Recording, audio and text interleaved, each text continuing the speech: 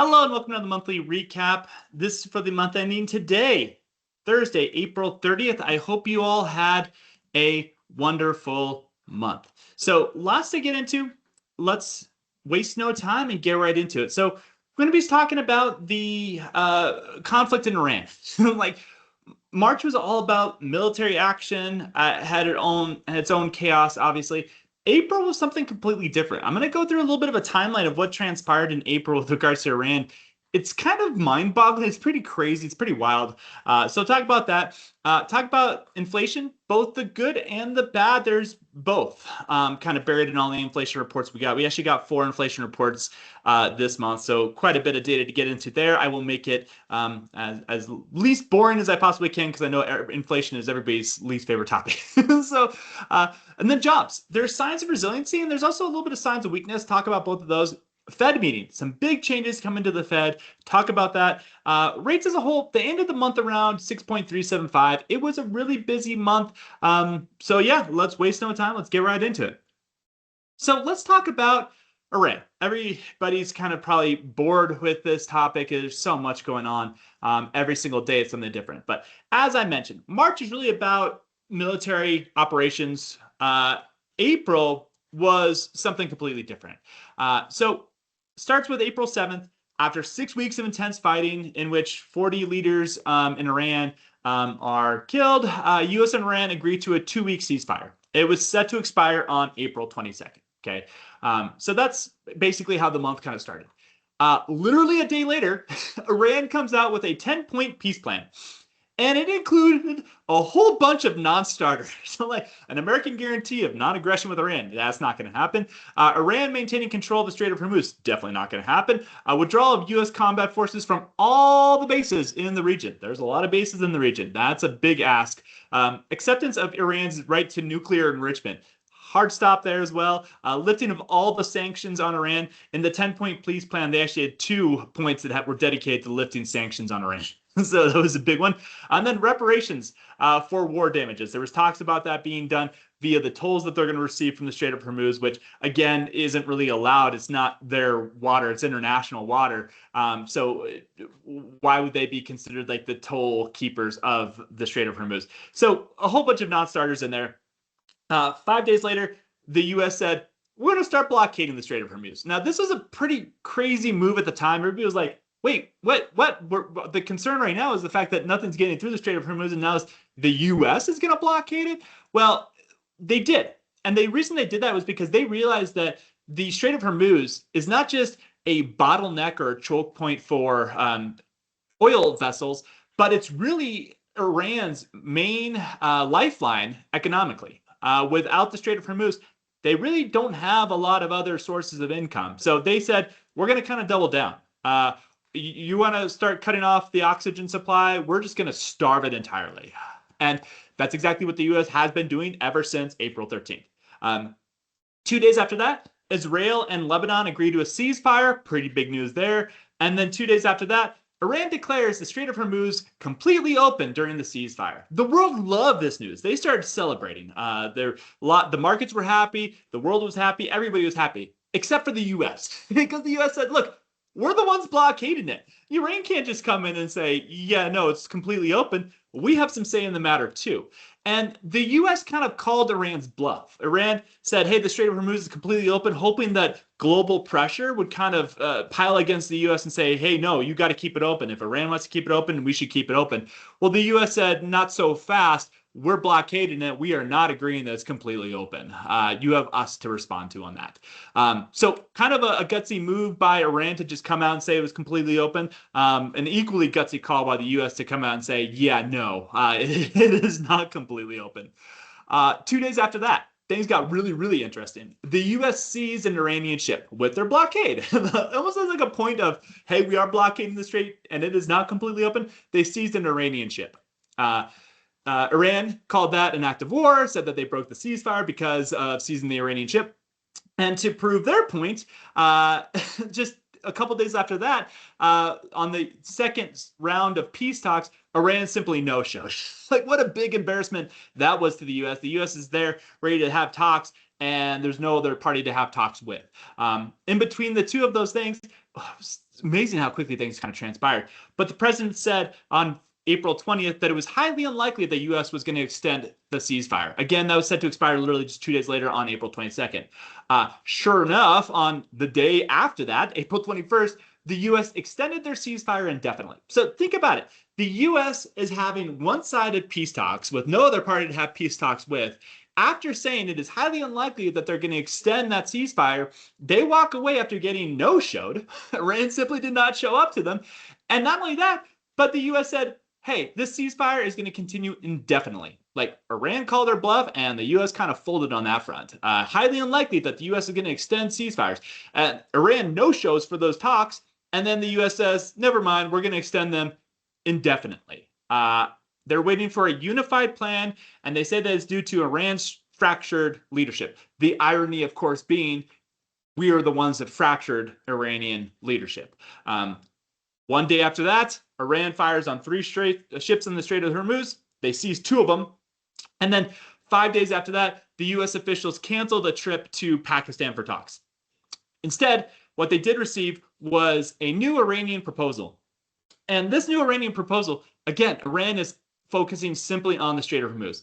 The new Iranian proposal was Iran saying, hey, why don't we open up the Strait of Hormuz? Why don't we just go ahead and open it up, and we can have the cease fighting altogether, and then we can discuss our nuclear aspirations later on, at a later state.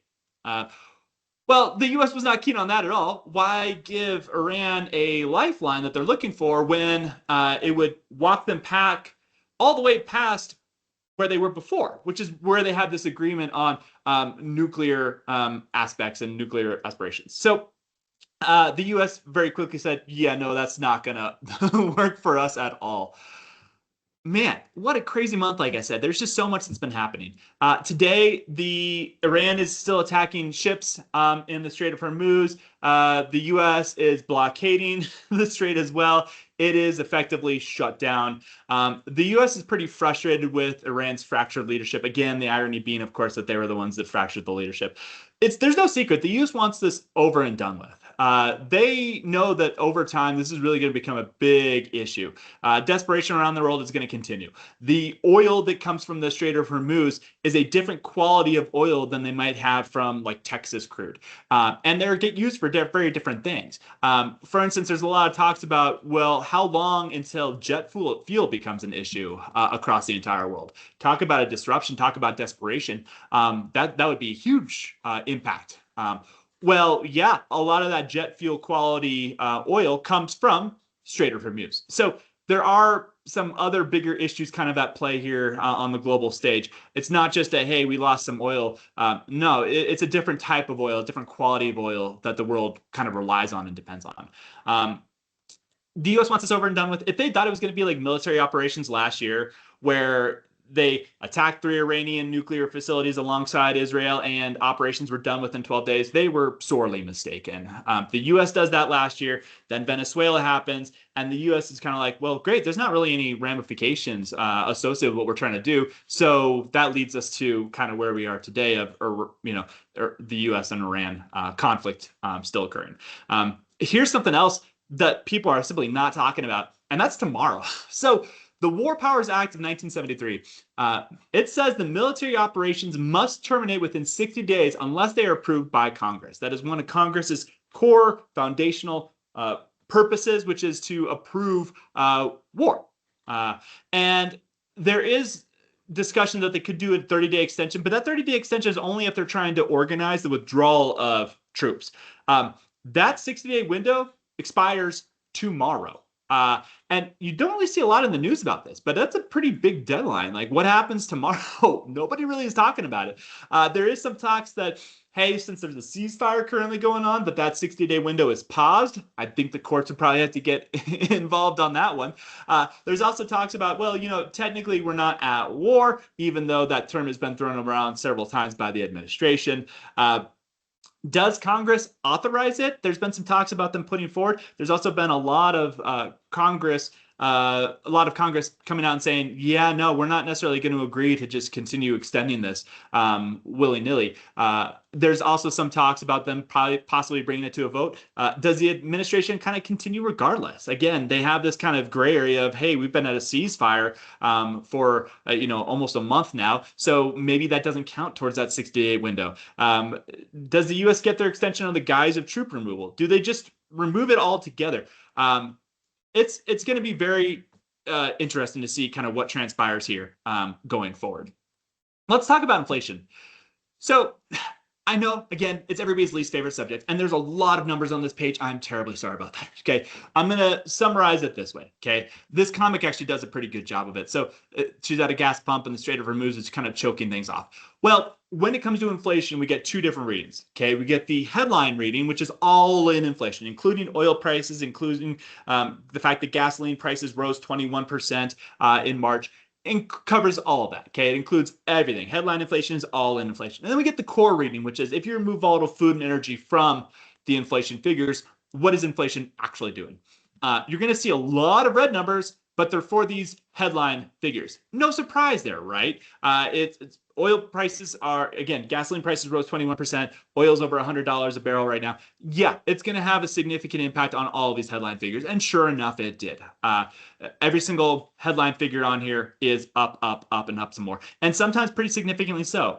Headline for March on CPI was up 0.9%. That's a huge move. Headline for March, we got these figures yesterday, was up 0.7% for personal consumption expenditures. That's the Fed's favorite measure of inflation. Now, I mentioned at the very beginning, there's some good news and bad news, okay?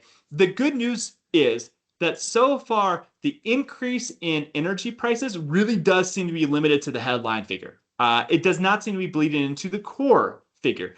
You'll see on these core figures, CPI for March was only up 2.2%. Not bad. PPI, that's like business level inflation, up 0.2%. Core was up 0.3% today for March. That's okay. It's not great. It's not poor. It's kind of somewhere in the middle. So yeah, it's on the core reading when you remove volatile food and energy from the equation, inflation as a whole is not doing terribly. Okay. Now, why would we think that it might be doing worse than it really is? Well, over time, even if you remove volatile food and energy from the equation, the volatile food and energy still bleeds into other areas of inflation, okay? Every single time you get something delivered to your house, well, yeah, there's shipping charges associated with that, and the increase in oil prices impacts that. The good news is, and the reason I said that it's not all bad news, the good news is so far it does not seem to really be bleeding in beyond pure energy prices yet. Maybe businesses are shrinking their profit margins. Maybe they're just kind of taking it on the chin for a little bit. But so far, knock on wood, it doesn't seem to be bleeding into the general market as a whole. It really seems to be limited to basically you filling up your car. So that's some good news there if we're going to put a smile on this. Let's talk about the jobs report, which is also a little bit of a mixed bag. So the Bureau of Labor Statistics, that's the one that the government really likes to rely on. It showed 178,000 job gains in March. Okay, that was a huge figure. It kind of blew out expectations. Not only that, but if you remember, in February, there was 92,000 job losses. Job losses in February, 92,000. Well, in March, 178,000 job gains. That's stellar. That's a crazy strong number. So that was really, really good to see. Unemployment rate did decrease to 4.3%, down from 4.4%. So a little bit of an improvement on the unemployment rate. I mentioned it's a mixed bag. Well, the U6 unemployment rate. So the U6 unemployment rate is if you include not just those who are unemployed, but also those who are what they call marginally employed, i.e., they want full-time work, but they're working part-time currently. Okay, if you were to include that into the equation, that rate actually increased slightly from 7.9 to 8%. Okay, so those who want more full-time work actually increased, although those who are completely unemployed decreased slightly. Again, pretty good news on that front. Here's the other reason I said it was a mixed bag, because this 178,000 figure is strong. The ADP employment report, which has been admittedly more reliable, less erratic, less volatile, more reliable, less significant corrections with ADP. It only showed 62,000 job gains in March. That's a pretty mild number. Making that number look even worse is the fact that 58,000 of those jobs came from education and health services. Why does that matter, education and health services? Well, education and health services are not seen as industries that are really impacted by the economy, right? People still get sick and they still need education. So education and health services tend to be seen as kind of recession-proof industries. So the fact that the vast majority of those jobs came from those two sectors isn't a great sign. Also, one last miscellaneous kind of stat, the employee quit rate, which is how many employees are actually quitting their jobs at any one time, that's down to 1.9%, which is the lowest level since 2014 when we removed the COVID-19 kind of outlier. Now, why is that bad? Why is that reflected in red? Well, I'm going at it from the perspective of not the employer, which I'm sure they're happy with that low quit rate, but the consumer, us Americans, okay? We're going to be more likely to quit our jobs if we feel confident about the labor market, right? Nobody wants to quit their jobs if they're not worried, if they're not comfortable with getting a new job, right? So if we see that quits rate be really, really low as it currently is, it points to again, American consumer worker who does not feel really good about the economy and who is a little bit hesitant or reluctant to seek out greener pastures. They're basically just staying put, okay? Bird in the hand is worth two in the bush. Yeah, I'll take the bird in the hand. So, yeah. A little bit of a mixed bag on inflation, a little bit of a mixed bag on jobs report as well. Now let's talk about the Fed meeting. So this wrapped up yesterday on April 29th. We've got 5 more meetings. The next meeting is going to be on June 17th. That is a big one because it is a meeting associated with a summary of economic projections. It is also a big one because we're going to have a new Fed chair at that time. So what happened at yesterday's meeting? Well, as predicted, the Fed left rates as they were. Okay, in a range of 3.5 to 3.75%. Again, the Fed rate is the rate that lenders exchange money with one another at. Okay, so it's not just a short-term rate, but it's literally the shortest term rate, overnight rates. Okay, last meeting in March, the Fed was more unified. There was only one dissenter. It was Stephen Moran who wanted a rate cut. That was it. Okay. Otherwise, everybody kind of fell in line. A lot less division in the Fed as of last month. Well, this month that jumped up to 4 dissenters. One of them, Stephen Moran, again tends to be the squeaky wheel. He dissented due to wanting a rate cut, same as last time. Okay. But 3 objected due to language in the statement indicated an easing bias. What does that mean? Well, that means that's Fed speak. Okay. For hey, we're not necessarily just going to be looking at possibly cutting rates in the future. We might be looking at possibly changing how we look at things and whether or not a Fed rate hike could be warranted. They did not commit to that. They just said an easy bias, and they didn't like that shift in the language. They didn't like the shift in the Fed stance from, hey, we're still going to be cutting rates in the future to, well, maybe not so fast. Maybe we kind of leave rates unchanged for a while, or maybe we look at hiking rates. They didn't like that change. And then sure enough, 3 people objected to that. So yeah, it's a little bit different going on right now. What's really interesting is the new Fed chair, Warsh, he's going to be taking office in May. Jerome Powell, the current / soon to be past Fed chair, is going to stay on the Fed, much to the administration's chagrin. They are not happy about that at all. Jerome Powell basically says, look, you stop seeking legal action against me and my coworkers, and maybe I'll step away. So he's kind of using it as leverage to make sure that there's no future indictments against him, basically. He figures that by staying in the fold, it's less likely that he could be pursued legally outside of it. Inflation figures are going to continue to be under the microscope. There's no way around it. All eyes are going to be on the inflation figures, especially until the Iran conflict ends and oil prices stabilize. Woof! Like I said, it was a wild month. So what's next?